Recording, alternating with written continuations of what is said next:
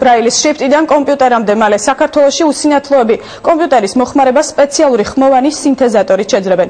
გაზეთმა პრაიმ ტაიმ მაგაზეთის დაარსებიდან 10 წლის თავთან დაკავშირებით 100 მილიონ ევროდ ღირებული პროგრამის ჩამოსატანად სპეციალური ფონდები დაარსა. სპეციალისტები ფიქრობენ, რომ სინთეზატორი უსინათლოებს დასაქმებაშიც დაეხმარება.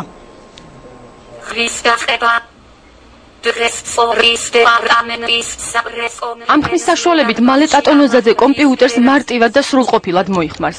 ამაში მას სპეციალურად უსინათლოებისთვის შექმნილი ხმოვანი სინთეზატორი დაეხმარება.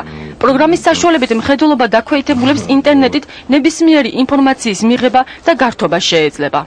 ძირითადად რა პრობლემასაც ვაწყდებით უსინათლო ადამიანები, ეს არის ინფორმაციის მიღება.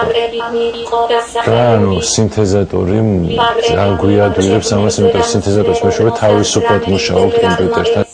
ხმოვანი სინთეზატორის დახმარებით მხედველობა დაქვეითებულებს ფერების გარჩევაც შეეძლებათ. 21 წლის სოფიო ბეროშვილი 5 წლიდან უსინათლოა. მას ამ დრომდე წერა-კითხვა ახლობლების კარნახით უწევდა.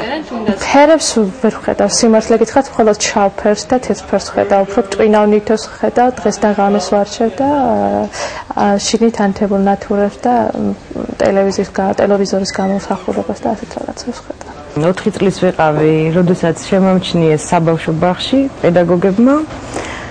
მე მშობლებმა ყურადღება მომაქციეს, წამიყვანეს ექიმებთან.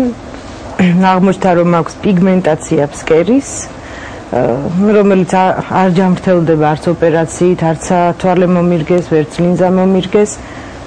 მაქვს 10% ამ წუთას. სინთეზატორის დახმარებით უსინათლოები გაზეთ პრაიმ ტაიმის ექსკლუზიურად პირად ამბებს კომპიუტერითაც მარტივად წაიკითხავენ. მხედველობა დაქვეითებულებს ახალი სისტემა მას შემდეგ ექნებათ, რაც ამ ტექნოლოგიისთვის საჭირო თანხები შეგროვდება. გაზეთის რედაქციამ ამისთვის სპეციალური ფონდები უკვე შექმნა. ისინი ჩვენ ვერ ვხედავთ, მაგრამ ჩვენი ესმით და საერთოდ ესმით კარგად.